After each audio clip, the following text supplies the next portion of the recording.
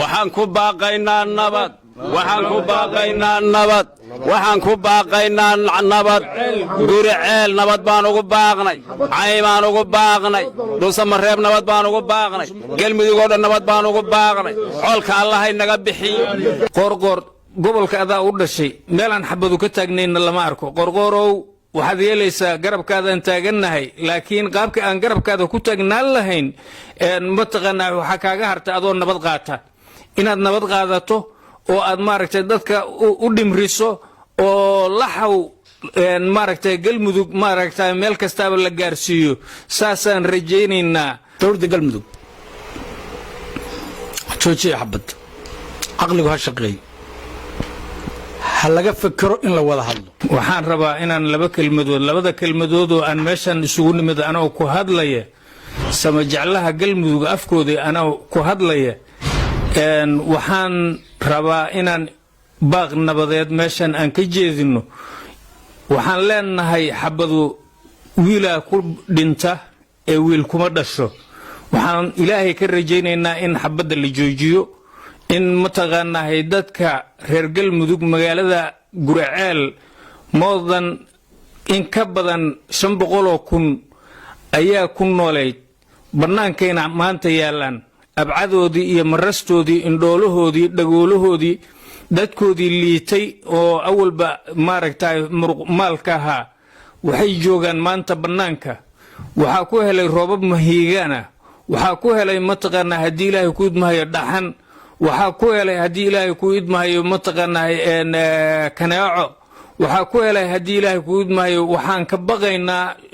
waaba bilaabatay in maaragtay subanbiyood iyo haddii alla ku roon yahay mataqaanaa kanaaco malaariya iyo daawo ma haystaan hoy ay galaan ma haystaan nolol ma haystaan dowladda federaalka iyo dowladda galmudug waxaan ka codsanaynaa marka hore wixii tallaabaha la qaaday wax tallaabaha la qaado waxa ugu horeeya inay noqoto haddii ilaahay ku idmaayo gurmad in loo fidiyo ummadaas tacbaanka ee meesha maaragta ku barakacday oo ilaahay mataqaanaa xuduudda Itoobiya ilaahay meesha guriceel inta ka dhaxaysa filiqsan ee dhibaatadu ay ku haysato in loo gurmado marka hore waxaan baaq u jeedinaynaa baac mushtarka waxgaradka mutacalimiinta haweenka dumarka Soomaaliyeed waxaan hormuudaad ahaan jirteen in loo soo gurmado dadkaas ayaan baaq ugu jeedinaynaa marka labaadna waxaan leenahay xilligan hadda dhibaatada taagan ee ka taagan mataqaanaa wadaadada sunna iyo mataqaanaa haddii ilaahay ku maayo dowladda galmudug waxaan leenahay maaragta xabadda dhulka ha la dhigo nabadna ha loo kaalayo mataqaanaa haddii ilaahay ku mahana laysu caalo oo maaragtay nabadgelyada mataqaanaa waa caano waa nabadgelyo waa cizi iyo karaamada dadka horumar iyo maaragtay contribution oo loo sameeyo mataqaanaa gobolka meeshii aan ka filaynay inay maanta xabadu soo noqotaa oo aad ayaan darro u tahay annagu cid gooniya oo aan mataqaanaa maanta aan garabka saaranaynaa ma jirto laakiin dowladnimaan rabnaa qarannimaan rabnaa ciziyaan rabnaa karaamaan rabnaa ummadaha kale teefacayaga inaan la tartannaan rabnaa dowladu waa tii dulqaad badan waxaan leenahay dowladda mataqaanaa haddii ilaahay ku yimaado dhabar weyn ha la soo baxdo qoorqoor waxaan leeyahay qoorqoor gobolka adaa u dhashay meelaan xabadu ka taagnayna lama arko qorqorow waxaad yeelaysaa garabkaadaan taagannahay laakiin qaabka aan garabkaada ku taagnaan lahayn mataqaanaa waxaa kaaga harta adoo nabad qaata inaad nabad qaadato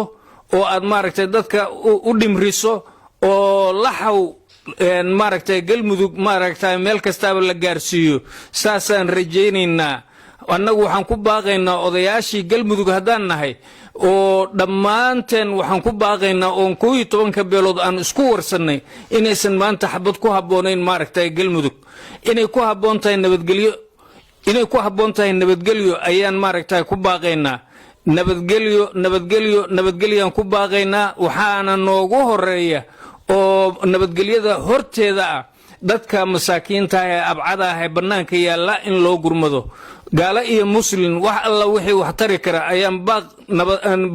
baaq maaragta gurmad ayaan u jeedinaynaa maanta reer gurceel waxay u baahan yihiin gurmaday u baahan yihiin in loo gurmaday u baahan yihiin waana istaahilaan wax badan waa magaaladii kaliyahayd ee indhaha u ahayd mataqaanaa galmudug yaan la burburinin hana la qaato cid walbaaba ha u caasho hana u dhimriso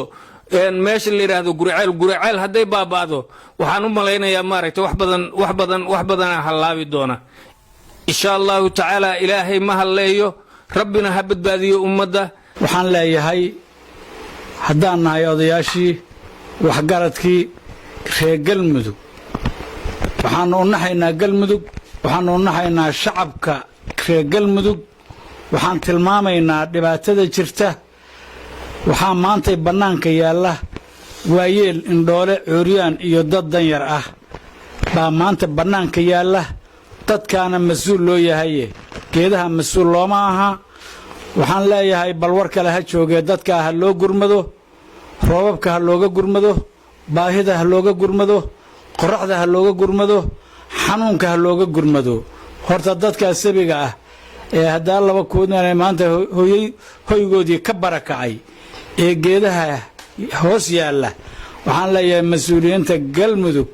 horta iyaga ha u gurmato waxaan leeyahay cid kasta ee arrintan ku lug leh ee ragga iska soo hor jeeda ah ha u gurmadaan dadkaa ha u naxaan horta dadkaas inay u naxaan baa la rabaa hanta waxaa ka socota meesha la yidhaahdo gurceel guryaha ku yaalla dadka waa ka baxeen guryuhu haddayna dal lahayn waxba ma noqon hayaan waa in dad ku jiraa guryaha waa inay magaaladu qurxoontahay dhaqaaladeeda nool leedahay istaraatiijiyadda la sheegahay dadka waaye ma aha geedaha iyo guryaha ma aha waxaan leeyahay loo naxo nimanka jooga oo meesha joogaa ruuxoodu dadka ha u naxaano dowladda galmudug dadka ha u naxdo ha loo gurmado maanta dadkaas gurmad ba u baahan yahay waa dhibaato annagu aan gacmaheenna ku keensannay waa dhibaato maanta mas-uuliinteenna ay badeen dadkaas mas-uuliyiinta badday baan leeyahay dhibkaas marka mas-uuliyadda waxaan leeyahay mas-uuliyiintu ha u gurmato horta tallaabta koowaad dadkaas ha u gurmato gargaar ha la gaarto ganacsatada reer galmudug meelay joogaanba kuwa gaara ma tilmaamahayo ganacsatada reer galmudug meelay joogaanba dibad iyo gudo galmudug iyo ka bannaankaba ha u soo gurmadaana dadkaas ha yimaadiino ha arkaano dadka dhibaatadooda si degdeg ah inay wax qabtaan maanta xanuun baa ka bilaabanaya roob baa malaria ka bilaabanaysa qorax baa jirta roob baa shuban baa ka dilaacaya baahi baa ka jirta dadka way ka barakaceen marka dadkaas waxaan leeyahay ha loo gurmado dowladda galmudug joojiya xabad caqligu ha shaqeeyo ha laga fikiro in la wada hadlo wada hadal waxba ma hadleeyo laakiin xabada waxbay hadlaysaa ayaha dambe ee deegaanka iyo midda hadda taagan ee deegaanka waa inay ka fikiraan waxaa la kala tabanayana waa la wada dhashay waa la wada joogaa waa la isyaqaanaa heshiis iyo nabad heshiis iyo wada hadal arrintaa ku dhameeyaano waxaan diraynaa baaq halkan maanta waxaan ka soo jeedinaynaa baaq laba arrimood buu ku saabsan yahay mid waxa weeye xabadda qoriga ku jirto ammaanku furan yahay oo inay dhacda ka u dhiman tahay waxaan ku baaqaynaa marka koowaad taas in la joojiyo haddii xabadi dhacdo dadkaasi waxay noqonayaan mid dhintay mid dhaawac maanta xilliga lagu jira waad arkaysaan kulaylka dhacaya annagoo guri hoos leh oo qabow joogna ayaan gubanaynaa ninka xabadi ku dhacdo oo dhaawacma dhiigbax buu gaarayaa isbitaal ma jiro waad u jeedaan waxaan codsanaynaa ninka maanta naga dhinta sooma celi karno ka dhaawacmay ma kabi karno waxaan codsanaynaa dhan kastaba yaa gardana yaa gar la melihin qolo kasta oo labada dhinacba xabaddaas in maanku shaqeeyo oo xabaddaas qorigu ammaanku u furan yahay la joojiyo ayaan codsanaynaa odayahaalahan waxaa noo muuqda midka dhimanaya oo cirbadii intii la gaarsiin dhiig baxay oo dhintay waxaa noo muuqanaya midka dhaawaca oo meel la geynayo inta laga sii balaqsiinayo dhimanayo dhiig baxaya intaas baan noo muuqata walaalayaal taas waa marka koowaad waa midda xabadda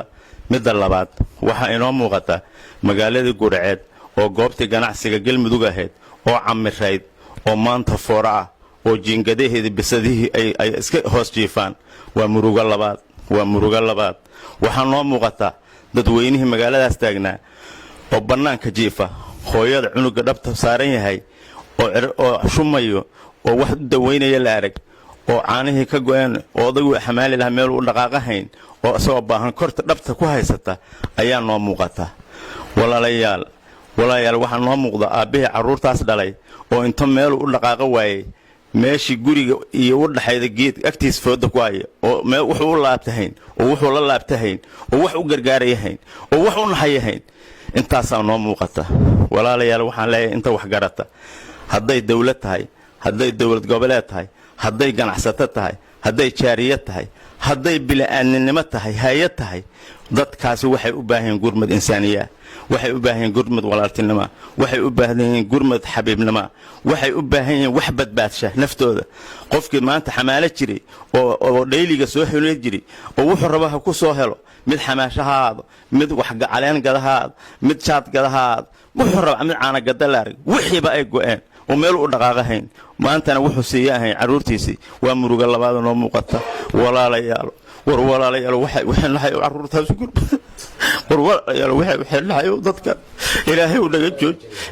naga jooji waxa dhibaatadaas ilaahay uu naga jooji walaalayaal waxay nahay inta gurmada inna lillahi wa inna ilayhi raaji'uun waxaan kala hayna lama arko war isku dad baan nahay oo isku qays baan nahay oo isku diin baan nahay oo isku af baan nahay war maanta aan ka badbaadina dadka yalla xukun fiirin waxa jiri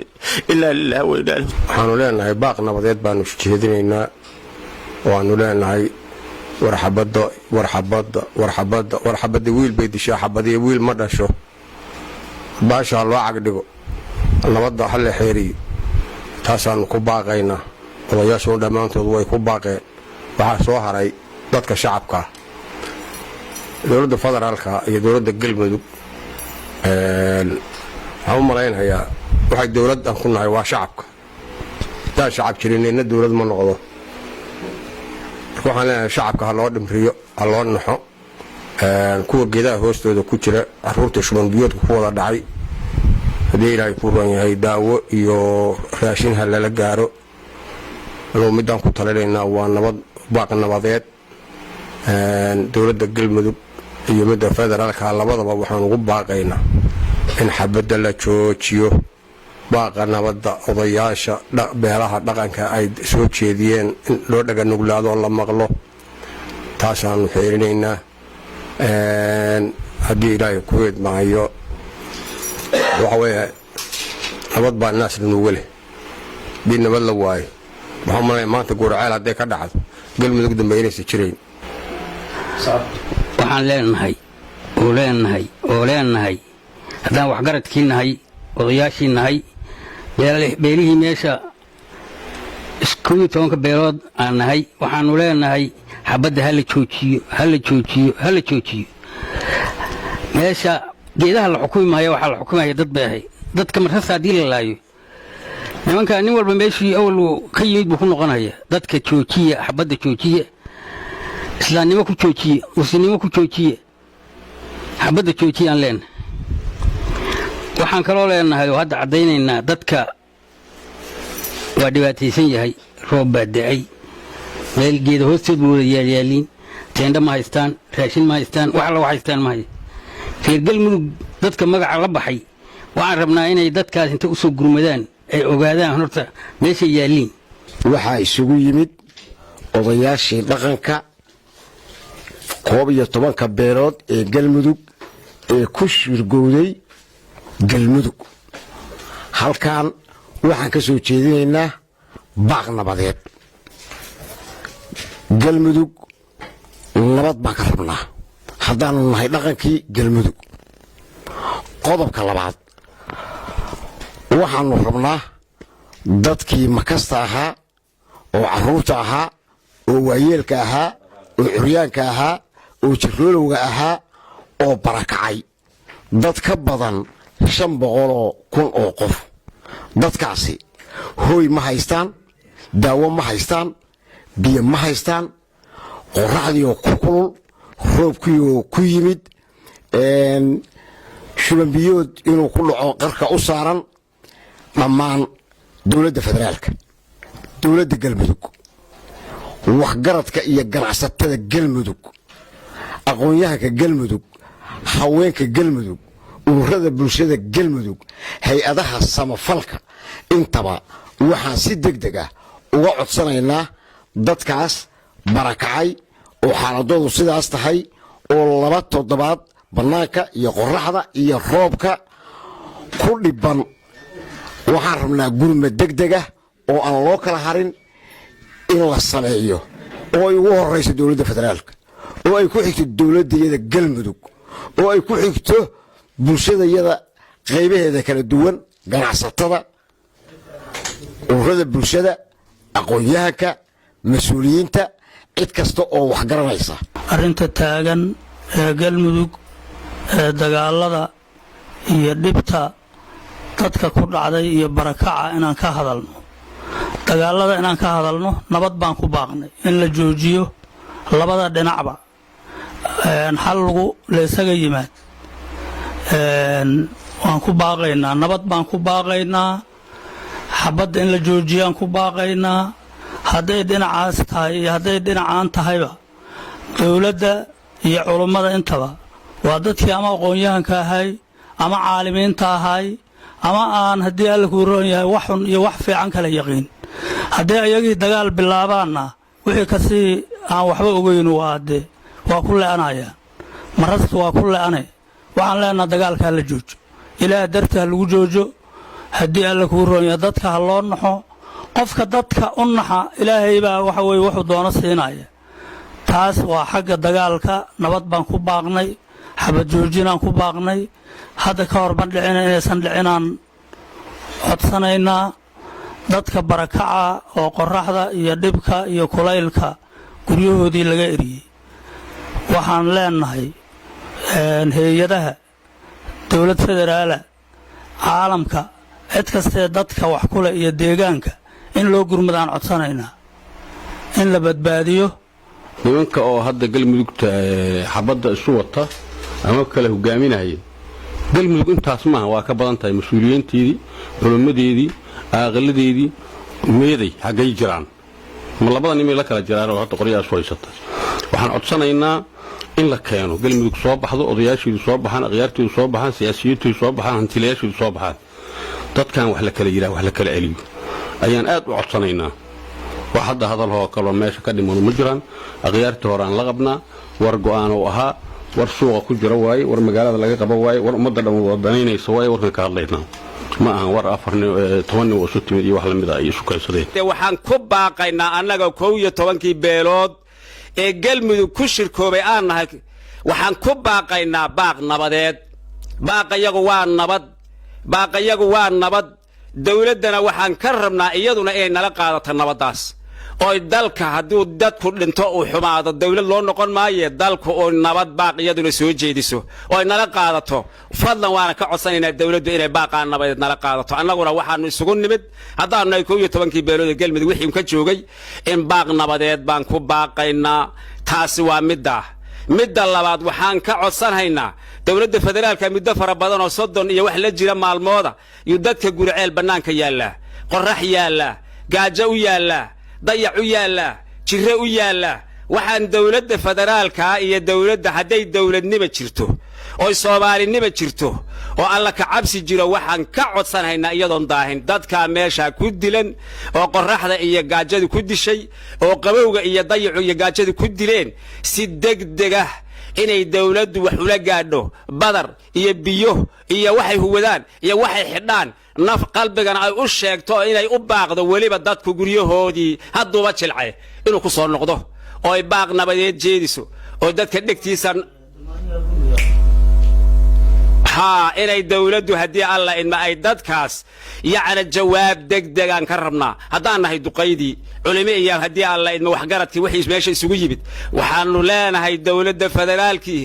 xaq degdeg ha ugu gurmato iyo dawladda galmudug dadkaa ku dhibaataysan meesha dad kolku dhintay dawlad loo noqon maayo intuu nool yahay dawlad loo yahay waxaan ka codsanaynaa unaad mar labaad iyo mar saddexaad ku celinana wada oo sheegi doonaa dadkaa in loo gurmado deeq lala gaadho dawo lala gaadho raashin lala gaadho ka caawimo lala gaadho nabad inay tahay lala gaadho nabad lala gaadho aad iyo aad baan dawladda taa ugu gubaabinaynaa dadka eelfadliga oo sharafka badna waa iga dambayn doona waxaan mar labaad iyo mar saddexaad baleenahay annagu waanu ka kacnay xabad ma ogolin